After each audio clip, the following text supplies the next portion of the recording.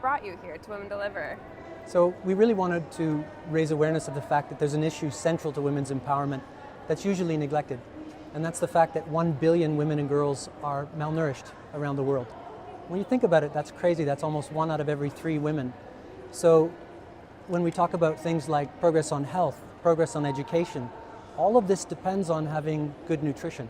It's been really interesting being here and talking about the interconnectedness of all of these issues. You know, I've had people tell me we can educate women, but if they die a maternal death, then, you know, where does that get us? So I think you have a similar stance on nutrition. Absolutely. I mean, a lot of people know that education is a vaccine against poverty, but I guess our comment would be, if you're malnourished from the beginning, your capability, your capacity to learn is kind of compromised before you even get through the front door. There's a problem with this scenario about how we spend our money, right?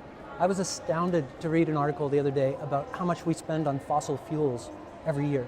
It's $5.3 trillion on fossil fuel subsidies alone. And if they just recently released the global costing for nutrition, like how much will it cost to reach the nutrition targets by 2025? $7 billion a year. Now what that means is, especially for women and girls, if we spend as much on fossil fuel subsidies in 4 hours as we need for a full year, it's not about money. It's about political will and it's about leadership. And so one of the things that we're doing, and I've got to throw a shout out to the Government of Canada here, because they helped us launch something called Right Start Initiative just the other day.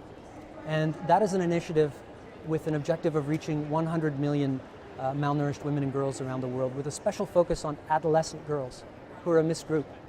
And so what happens when you take a deliberate approach, when you work with government to help strengthen their institutions and their capacity to take it on themselves, because it has to be that way in the future, and that future needs to be closer. What do you see being the biggest challenge, perhaps, already, or what has been the biggest challenge, even getting it to this point, getting it launched? I've got to come back to political will. I mean, it's great for Canada to shine a light. Real transformation is going to happen when we can get multiple lights together. You know, when you put the total annual cost to reach the nutrition target of $7 billion against the total annual loss related to malnutrition, which is $3.5 trillion every year, like, the cost of inaction is very expensive for human society.